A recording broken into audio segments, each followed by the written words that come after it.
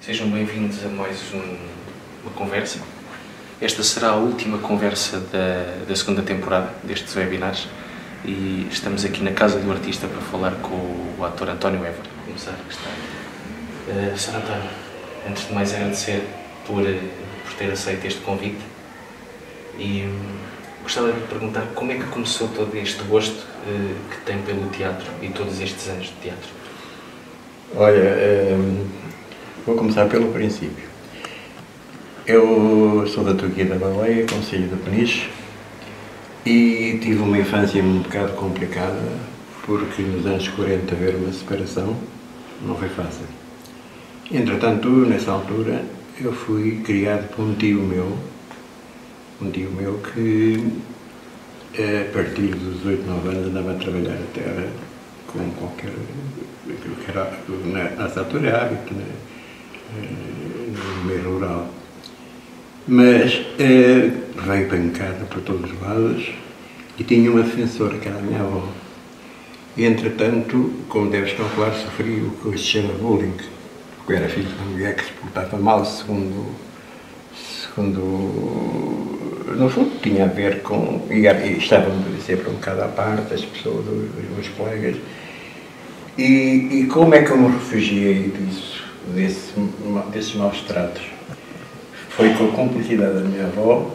Havia o teatro radiofónico. Nessa época havia o teatro radiofónico. E eu, com a minha avó, depois de todos irem deitar, eu ficava a ouvir. E estando ouvindo o teatro radiofónico, afastava-me dali. Até que num dia, tinha eu 15 anos, a minha avó não, foi a Peniche, a Severa, uma peça, de teatro com a Amália Rodrigues, com o Assis Pacheco, tanta gente. E eu pedi ao meu tio, estava a trabalhar no campo, pedi ao meu tio para ir ver a peça. Ir a ver a peça, que era uma forma de conhecer os atores que eu conhecia a voz. E, entretanto, chego lá, a Peniche, a 5 km de distância, chego a Peniche e vejo aquela gente toda do mundo bem preparada para ir para o espetáculo e eu de botas, pronto, como estava no campo. E fui-me embora. Quando me ia embora, passei porque é a entrada dos artistas e para um carro e há uma senhora que sai do carro e que pergunta-me o que é que eu queria. Eu disse-lhe que queria ir ao teatro. E ela então chamou um técnico lá dentro, olha, mete este menino aí no espetáculo, vai para o pé de ti e depois no fim quero que venhas ter comigo para saber se gostaste ou não. Essa mulher era a Amália Rodrigues. Foi a partir daí eu vi um espetáculo, pela primeira vez vi um espetáculo na minha vida e vi que ali é que seria, o meu caminho era por ali. Ainda aguentei 2 anos em casa, do meu tio, até que um dia fugi de casa, vim para Lisboa sem conhecer ninguém, só sabia de uma tia minha que morava lá e tinha o número de telefone de uma senhora que costumava ir passar férias, que era amiga da minha tia lá. E eu chego a Lisboa, ligo para a senhora, a minha tia vem buscar e pronto, fui para a casa da minha tia e a minha tia nessa altura tinha uma tabacaria e eu fui trabalhava e estudava na tabacaria da minha tia. Passado um ano mais ou menos eu cheguei ao pé da minha tia e só tia, quero arranjar um emprego porque 10 coisas por semana isto não é nada. E a minha tia deu-me força. Eu fui responder a um anúncio do Diário de Notícias, acho eu. Respondi a um anúncio e fui. A única coisa que eu sabia era trabalhar em tabacarias, não é? Porque eu vinha do campo. Concorri não, respondi ao anúncio. E fui parar a uma tabacaria na Avenida Marquês de Mar do Ator, do bairro de Poeira. Estás a ver como as coisas são. Portanto, fui andando.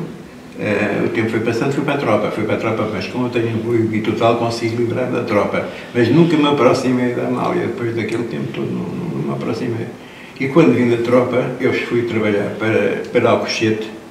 O meu tio, estava lá um tio meu, que era casado com uma tia minha que trabalhava na Farsa, foi o princípio da Farsa, dos pneus. E eu fui para lá trabalhar, para Alcochete, e fui trabalhar para uma fábrica de cortiça. Trabalhava por turnos, e estudava na escola do Montijo. Estudava na escola do Montijo, mas um dia lembrei da Amália. Porque aquilo não era para mim, quer dizer, isto, eu quero porque a partir do momento que eu ouvia o teatro, eu queria fazer teatro, mas nessa altura parecia para o teatro que tinha sido para o conservatório. Um dia ganho de coragem e vou, bato à porta da Amália. A senhora que me atendeu disse: olha, mas o que é que pretende? Eu disse: eu queria falar com a Dona Amália. A Dona Amália não está cá. E eu sou uma voz, ela pergunta quem era, e a Amália mandou-me entrar. E depois comecei a conversar com ela. Ela lembrava-se disso, e já tinha sido há uns anos. E então tomou conta de mim. Havia o lar da Casa do Estudante de Beja, que era o sítio onde vinham as pessoas da Casa de Pia de Beja, não tinha nada a ver com a Casa de Pia, era de um padre chamado Padre Fatel, chamava-se Padre Fatel, era o nome do padre. Falou com o padre e eu fui para o lar, para esse lar, e mandou-me matricular para o conservatório, matriculei-me e fui para o conservatório. Entretanto, pronto, tirei o primeiro período eu estive sem bolsa, e a Amália estava montando de vez em quando, e ganhei uma bolsa da Gulbenkian e depois estudei até ao fim do curso, estudei com a bolsa da Gulbenkian. Foi exatamente isto. A minha entrada para o teatro foi através da Amália, de quem eu fui amigo até ao fim da vida, e sobretudo devo à Amália o facto, ela tinha o costume de, quando ia fazer um concerto, que estava lá mais uns dias, levava sempre alguém com ela. Fui a vários lados, fui a Paris, fui a Atenas, sei lá, fui a Israel, sei lá, fui a muitos sítios, quer dizer, devo à Amália tudo isso. Foi assim que eu comecei no teatro. Que depois a Dona Amália Classe foi ver uma audição e convidou-me para ir para o Teatro Nacional, onde me estarei em 65, no alto da festa de Gil Vicente, com o Salazar, assistiu a ensaio geral, nunca mais me esqueço. Foi assim que eu comecei no teatro. Com estes anos todos, passou ali pela altura antes de 25 de Abril, depois de 25 de Abril, muito antes do 25 de Abril, ali muita ditadura. Sim, a ditadura. As pessoas... Como é que foi esta transição? Como é que era antes? Como é que... Olha, é assim, as pessoas hoje, que felizmente vivem em democracia, não imaginam o que era a censura. A censura era, não é só no teatro, era em tudo, e sabemos as pessoas que... os operários, os camponeses, tanta gente que esteve. E eu vivi até aos 17 anos em Peniche, a prisão era lá. E eu nunca mais me esqueço que havia um senhor que fornecia azeite para lá, que era um velho republicano, e levava sempre alguém com ele. E uma das coisas, uma questão pedagógica que ele fazia com os Nota Nova, era que naquela prisão estavam gente não por ter roubado, mas por pensar de maneira diferente. Foi assim que senti inclusive, lembro perfeitamente bem da fuga do Álvaro Cunhal, nessa altura. Mas, como digo, agora voltando ao teatro, o teatro, a censura no teatro não era só nos textos, porque a peça era censurada, tantas peças que não se fizeram, tanta coisa. E uma das coisas que eu quero focar aqui, a Dona Amália Reclasse, que era no fundo, a diretora do Teatro Nacional. Ela tentou fazer tanta coisa, tantas peças que foram proibidas para qualquer... Toda a gente dizia, muita gente dizia que ela era da situação, não era. Ela podia ser uma mulher correta, não sei, isto não interessa para aqui, mas era uma mulher que lutou para fazer textos. Por exemplo, eu vou contar o caso concreto de uma das peças, que foi o motim do Miguel Franco. O motim foi representada nessa altura no Teatro Avenida, porque no Teatro Nacional tinha vivo. E passado 2 dias, nós ficámos todos espantados como é que se representava aquela peça, porque era uma peça que tinha a ver com uma revolta, passava-se em 1700 e tal, dos taberneiros do Porto, e que se revoltaram contra uma série de coisas. A peça era mesmo uma peça daquelas fortes, e toda a gente ficou espantada. Passado 2 dias a peça é proibida. Depois de representar a peça, ela foi proibida. Foi proibida e dizendo que o teatro não tinha condições técnicas, que havia perigo. Mas passado 3 dias é reposto, as árvores morrem de pé. Repara, havia problema com a segurança do teatro. Peça proibida 2 dias depois. E monta-se, as árvores morrem de pé, mas a peça estava sempre montada. Representa-se, as árvores morrem de pé, por isso estás a ver o que era. Isto é um dos casos da censura, mas há muitas coisas. Por exemplo, eu fiz revista, isto agora em casos concretos, eu fiz uma revista na vida, foi para a frente de Lisboa, com o Rolo Sonado, com a Flor Bela, com essa gente toda, com o Zé de Castro. Nós fazíamos o ensaio de censura, e havia sempre uns senhores que lá está, que normalmente eram tipos de oficiais reformados, uma série de coisas. E acontece que na frente de Lisboa entrava o Zé de Castro, uma das pessoas que entrava, o Zé de Castro, o grande ator, um dos maiores atores portugueses, e o Zé de Castro, quando ela vai, não nos avisou, ninguém sabia o que se ia passar com o Zé de Castro. Os senhores estavam os censores, lá eram umas pessoas, umas meninas que a gente calculava, que iam com eles. E o Zé de Castro começava o número com a orquestra. Começava com a orquestra e ele vai para a orquestra, desculpa, quem são aquelas senhoras que estão ali, com os senhores que estão ali? Quem são? E ele vai vir-se para eles e diz, olha, somos obrigados a aturar-nos aqui, não é?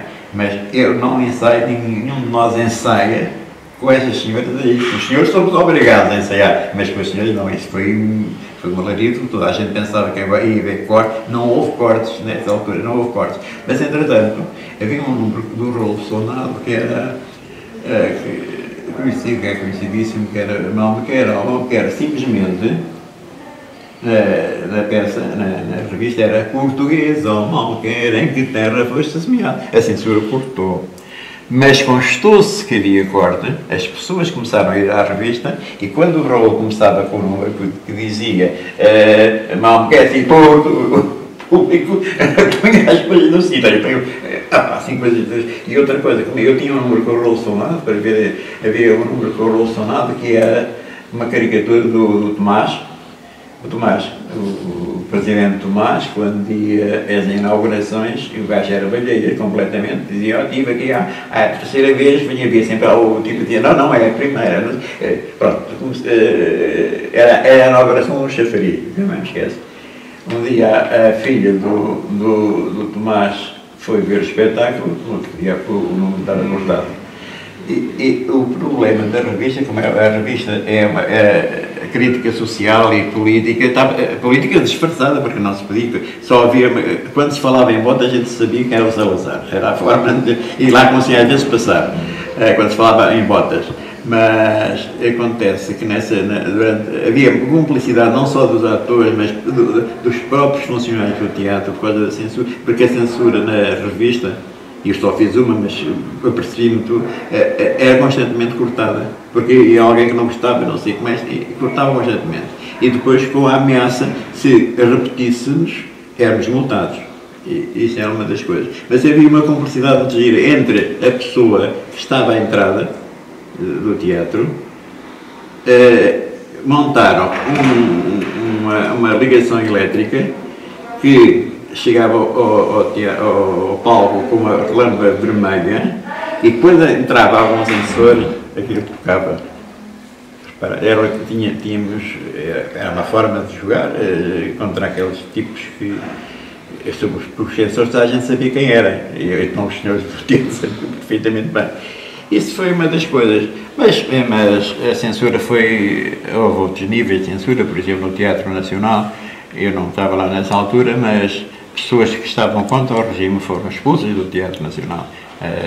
Lembro-me da Maria Barroso, do Rogério Paulo e tantos outros, não é? E foram censurados, foram proibidos de trabalhar, como houve professores na universidade e em liceus que eram proibidos de, estou lembrado de Jorge Sena e tanto, outros foram proibidos de exercer a profissão, porque isto estou a falar na censura no meio intelectual, porque a censura foi a outros níveis, não é? Sobretudo os trabalhadores do Alentejo e do Ribatejo, sobretudo, fizeram greves, foram presos. Eu, por acaso, não fui só preso uma vez. Fui preso uma vez, não sim, mas no fundo não foi na minha qualidade de ator. Eu fui preso uma vez, estive há 18 dias, foi porque em 1972 o Papa, na altura, não me recordo quem era, instituiu o Dia Mundial da Paz. E, entretanto, havia um chamado grupo de católicos progressistas que se reuniu na Capela do Rato com o Padre Alberto Neto. E quando o Papa instituiu o Dia Mundial da Paz, houve uma vigília na Capela do Rato. E então constou, porque eu era católico na altura, católico desse grupo de católicos progressistas, onde estava a Helena Sacadura Cabral, onde estava tanta gente, o Titório Pereira, tanta gente que havia atores, havia operários, havia muita gente que eram católicos progressistas e estávamos contra o regime. E arranjámos sempre maneira de poder atuar na altura.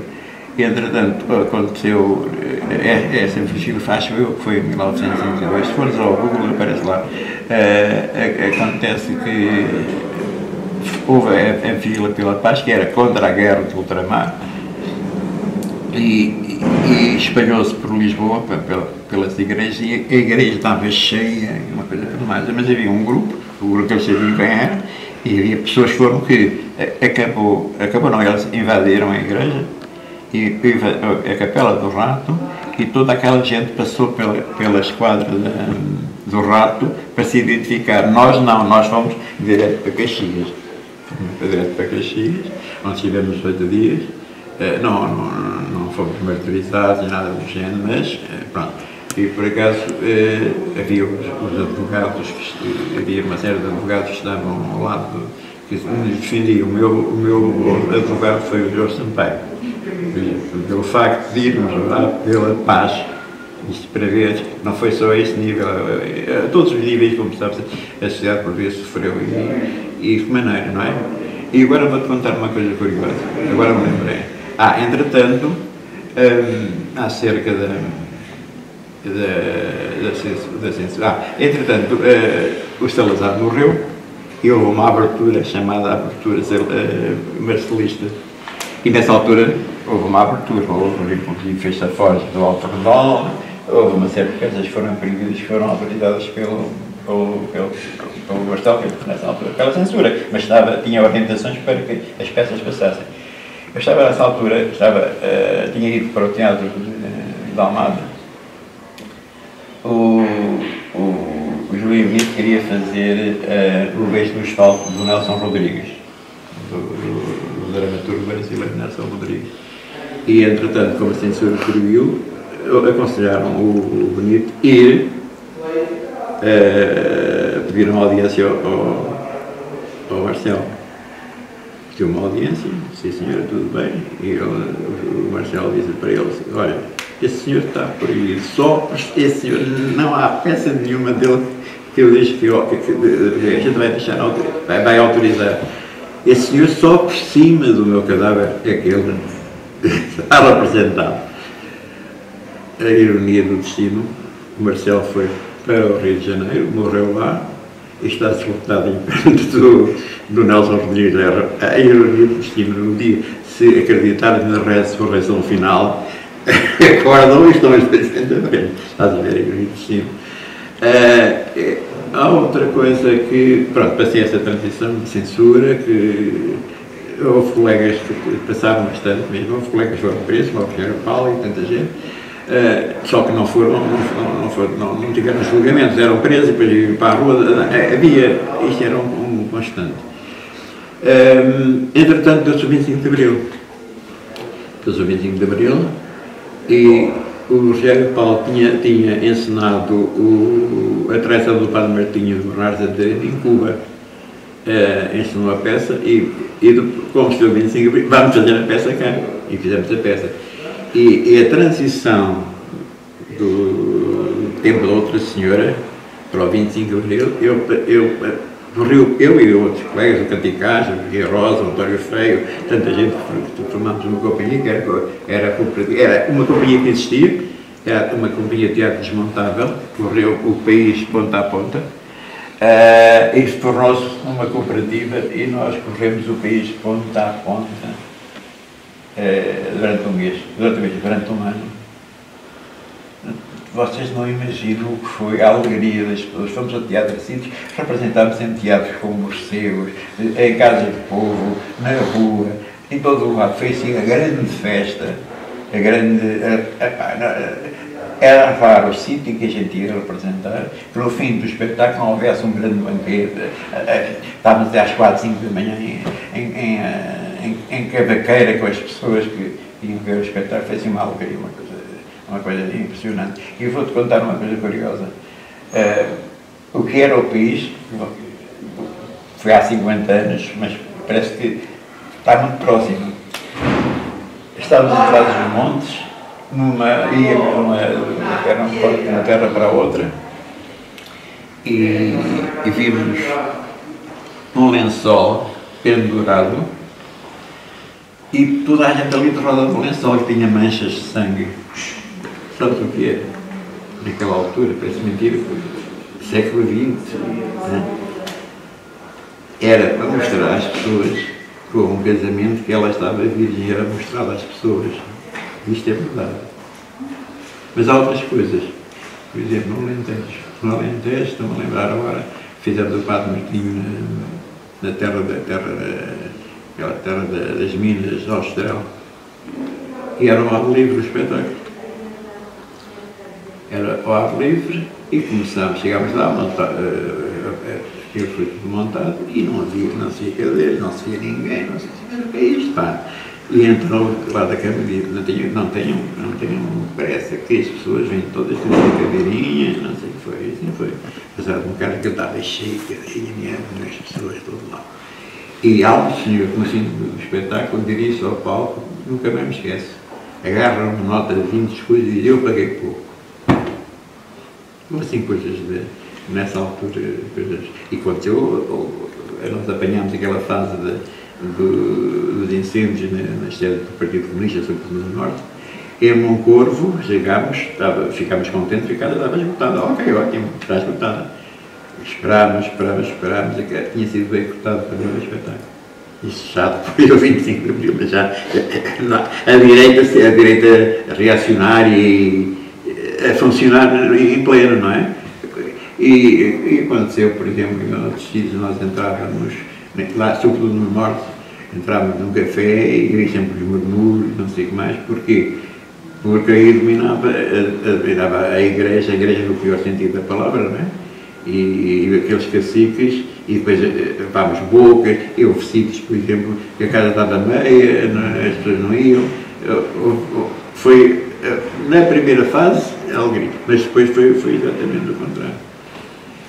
O António passou pelo teatro, passou pela televisão, que acredito que seja onde os mais jovens, ali entre os 20 e os 30 anos, se lembrem de si, principalmente na TVI.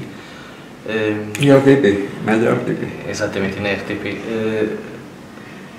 Entre teatro e televisão, se tivesse que escolher, para si, qual é que foi o grande amor? O grande amor é o teatro.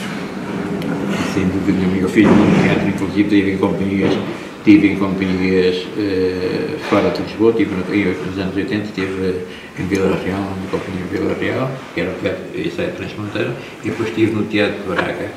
E foi uma experiência riquíssima, que andámos, corremos aquelas aldeias, fazíamos teatro em vários lados, pronto, de roda. Só que há uma diferença entre tudo. Se tu perguntares, o que eu gosto é teatro. Teatro porquê? Porque o teatro nós preparamos, nós ensaiamos, nós pesquisamos, ao passo que em televisão isso não existe. Não existe, nós temos a dizer que tudo é colado a cuspo. Acabou a cena, acabou, a gente nunca mais esquece. Eu posso dizer, quando foi a minha estreia no Teatro Nacional, Era um espetáculo vicentino onde havia várias coisas, entre elas o monólogo do vaqueiro, e havia o Alto da Festa, Gil Vicente, havia o Alto da Festa, e acontece que o João Mota, nós fizemos aqui em Lisboa o espetáculo, fizemos só uma gala no São Carlos e depois passámos para o Porto, fazer no Porto, no São João. O espetáculo só teve dois espetáculos, só teve duas recitas, chamamos assim. Foi em Lisboa e foi no Porto. O João, isto foi em dezembro, nunca mais me esqueço. Acontece que o João Mota teve a notícia de ir para Angola para a tropa e que o pai estava com cancro. E andei toda a noite com ele de um lado para o outro, porque eu estava completamente desesperado, a descer à vida da liberdade, de subir, e não nos ajeitámos nesse dia, e fomos para o Porto fazer o espetáculo. E entretanto fomos para o Pedro Lemos, que era o organizador da peça. Olha, o Pedro, nós vamos para uma pensão, vamos dormir um bocado, porque nós não dormimos, contámos a história. E depois apitamos, assim foi. O Pedro Lemos ligou para a pensão e o João Mota estava afónico, não conseguia falar. E o João estava, e lá vinha para cima, ok, fomos para o teatro. E inconscientemente, porque não foi consciente, se fosse consciente não faria, disse, não há problema, eu faço uma coisa. E eu conheci o desejo, sabia o texto de cor, e para ver a diferença entre televisão e teatro. Eu fui fazer o monólogo vaqueiro, não sei, não me lembro absolutamente nada, só sei dizer que o palco subiu uma série de vezes, eu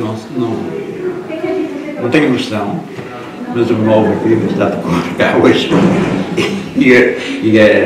Sei lá, uma cena que eu fiz na televisão ontem já acabou, é por lado, estás a ver a diferença. São duas formas de exprimir, não é? Quer dizer, no fundo é isso. Eu faço mais, eu gosto mais de fazer teatro. Para mim o teatro no fundo é a origem das coisas, é o teatro e cinema, porque é preparado. Eu, por exemplo, fiz muito cinema, inclusive eu sou membro da Academia Portuguesa de Cinema, que atribui os prémios Sofia, olha, temos agora as alturas nas votações, em setembro vai haver a gala. Mas gosto muito de teatro e de cinema, e televisão bem para ganhar dia para pagar as contas, não. Se eu pudesse, nunca faria televisão. Exatamente. E vou-lhe fazer esta questão um bocado, se calhar, mais marcante. No último ano e meio, para além desta pandemia, perdemos grandes atores. Perdemos o António Cordeiro, perdemos António Cordeiro, estava no meu quarto aqui. Para além do António Cordeiro, perdemos recentemente a Maria João Abreu, a Adelaide João, o José Valério, exatamente. Aqui da casa foram uma série deles. Guitarristas e muita gente. E alguns mais novos, como o caso do Pedro Lima, o Filipe Duarte. Exatamente. Então o Filipe Duarte foi um choque muito grande. Foi um choque, eu era muito amigo dele. E tínhamos um filme para fazer. Podemos dizer que se a cultura já tem pouco apoio do governo, com a perda destes atores, mais pobre ainda fica. Sobretudo fica, é um património que perdemos, não é? Perde património. Eu lembro-me que estive aqui, morreu aqui a Adelaide João, por exemplo, foi uma grande atriz, e sobretudo uma atriz popular, uma atriz que as pessoas gostavam muito, vocês sabem disso, e esteve comigo, por exemplo, em Vila Real, fomos lá fazer, na altura do que eu estive no teatro, eu convenci o Jacinto Ramos de dirigir uma peça que eu gostava de fazer, que era como é que se chamava a peça, que era uma coisa de Gil Vicente, agora não me recordo, e convenci ela a vir fazer, esteve lá comigo. Uma das coisas boas também que aconteceram quando estive lá, quando estive em Braga, sobretudo em Braga, nessa altura, no 9º ano, havia a cadeira de teatro como opção. E é uma forma também de nos compensar os atores que vinham de fora, porque o caixa não era grande coisa, era uma forma foi uma experiência riquíssima. Eu comecei, por exemplo, em Braga, comecei como era por opção, comecei com uma turma e saí lá com 6 turmas. O interesse que ainda há muito pouco tempo eu estive numa cidade, em Vila Real, e com um espanto meu, o diretor do teatro, tinha sido um amigo meu, percebes? a semente foi lançada. Ainda hoje tenho relação com o museu nessa altura. Isso acabou e foi pior. Porque, no fundo, a base é começar logo na escola e isso perdeu-se mesmo. Podemos dizer ainda que há aqui, se calhar, um parente pobre do governo, digamos assim, é a cultura, que não há o apoio que devia ter. Claro, não há. Uma das coisas que países da Europa, a grande parte dos países, não acho que, se não forem todos, não quase, tem mais de 1% do orçamento e nós temos 0,3% ou 1,3%, enquanto continuar assim, não sei como é que vai ser. E digo-te uma coisa, a mim como ator já com uma certa idade, fico fascinado quando vou ao teatro, vejo tantos talentos que é, tantos talentos, que é impressionante. Eu, na hora de idade, fui ver como é que se chama aquela peça do Trindade, aquele musical, Chicago. A vontade que eu tive de subir um palco, porque é que não, quando era novo não isto? A gente canta, é uma coisa impressionante, temos tantos talentos aí, não sei como é que eles sobrevivem, digo já. Entrando aqui nas últimas 3 perguntas, de todos os atores com quem contracenou, qual é aquele que tem mais saudades? José de Castro. José de Castro era o ator, foi um dos atores, além de ser um colega, todos eram um ser humano e era um ator de mão cheia, digamos assim. Vi coisas do José de Castro, o que está a morrer, do Inês, o Galego, tantas peças. Ficámos fascinados. O José de Castro foi um dos grandes atores, mas houve mais. Por exemplo, eu fiz uma das peças que eu fiz já depois de 25 de Abril no Teatro Nacional, foi fazer o Rei Lear com o Rui de Carvalho. E era o Rui de Carvalho, que hoje ele e a Eunice consideram-se os melhores atores. São, não, sem dúvida nenhuma que são, mas há outros. Por exemplo, lembro nesta altura, quando foi o Rei Lear, o Canti Castro, a interpretação do Canti Castro foi uma coisa espantosa. Não, ele já tinha, eu trabalhei com ele quando andámos com a atração do Padre Martim, era um ator espantoso. E há uma atriz que eu tenho, de quem eu era muito amigo e é uma das melhores atrizes portuguesas, que é a Isabel de Castro. E eu, quando estive em Abrantes, que estive lá como assessor, consegui convencer, e não foi fácil convencer o Presidente da Câmara, a fazermos uma homenagem nacional à Isabel de Castro, onde, inclusive, teve o patrocínio do Presidente da República e que a queria condecorar, ela não diz como foi uma atriz espantosa em qualquer parte do mundo.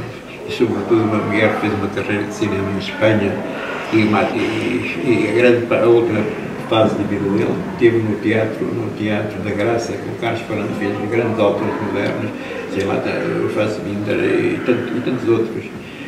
A atriz Mancheio, por exemplo, é Isabel de Castro, e com quem tive o prazer de representar também.